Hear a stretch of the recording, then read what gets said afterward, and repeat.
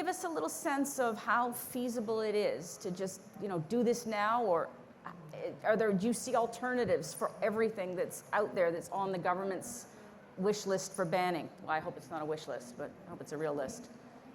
Now, you can see the difference between Hong Kong and the mainland. In the mainland, the biodegradable materials already being used. It's in the market, it's being used, it's being sold, it's being manufactured. That's because the regulation allows it specifically. Now in Hong Kong right now, I think everybody realized the consultation result. The phase 1 is mainly focusing on behavior change, promoting the 3 R's: reuse, reduce, and recycle. I think that's the correct priority. If you can achieve 100% reuse and recycling, there's really no need for alternative materials. But in especially a highly dense city like Hong Kong, 100% recycling, reuse is impossible. So we really need to work in parallel with alternative materials. And in fact, we are actively promoting it right now. I think the government right now is not verbally saying that they are going to promote it, but they are going to, in the back of their mind, probably anticipating the use of alternative materials in the future to catch everything that fall out of the 3 R's. Right. But practically, do you feel that we have real alternatives now to address all of the disposables that are on the government's list? I think we have viable alternative materials, but I really cannot say we are adequate.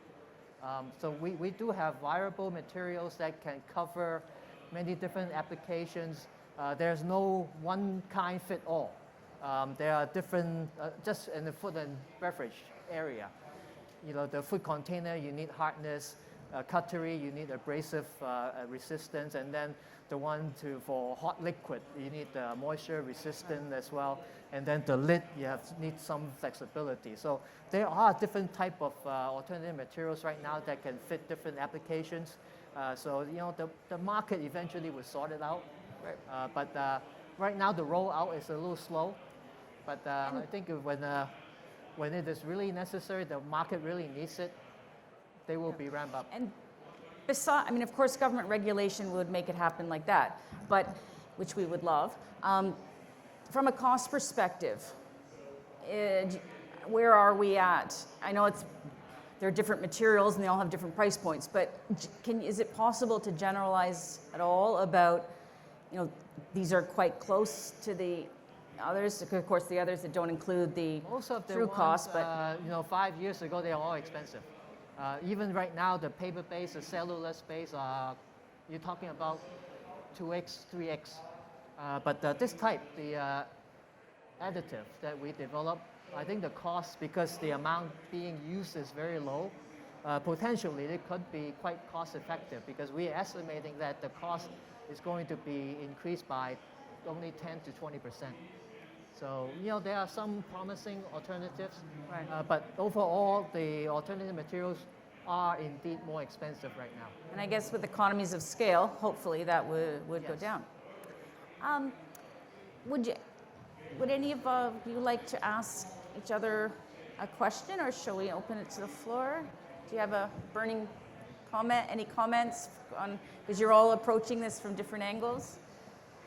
I think just the comments around the different styles of packaging, like what Peter's saying, and then obviously the coffee cup thing works really well because it's essentially one product or two products. But I think where we're really struggling right now is that we have very limited things that fit into our reusable containers. For example, you can't send a pizza in that.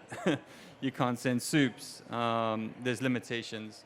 So every new thing, we have to find a different alternative. All the nice little sauces that you get on the side are those reusable containers, because guaranteed they're going to get lost and not returned.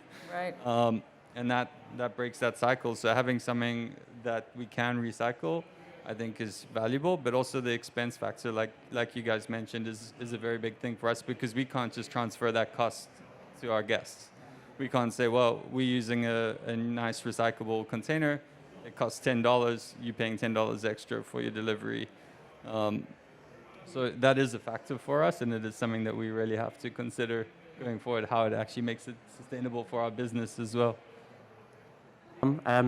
Yeah, so when we were doing our pre-pilot survey, we wanted to understand that one because we knew it was probably going to be a hot topic. And it did come in at number 2. Number 1 was convenience factor, and the second one was trust in the safety of reusables. And it's something that, again, kind of surprised us in that we had such a good uptake. So I think part of it is communicating well to customers as to what are the processes that you're following. And it's strange. We discovered that if you say the word reusable cup or reusable container, people think of it differently than if it was a plate presented in a restaurant in front of them. And actually, it's no different. It's been through the exact same washing procedure, but people do have in their head a very, very different mindset on it. Yeah. And that's something, in fact, I kind of think if there's one takeaway for businesses and if there's any government in this, trying to educate the general public that reusables can be perfectly safe if the correct kind of procedures are followed for washing and sanitation. And the other one to question is, have you ever asked a restaurant, did they clean your single-use before you put the food in it? Exactly. Nobody ever asks that. So we did try and address that by just making sure it was clear to people sort of what we were doing in our procedures, and also putting some of those questions out as well. Have you ever thought about the difference between in restaurant dining and the other one of, your single use, how many people touched that before it potentially got into your hands?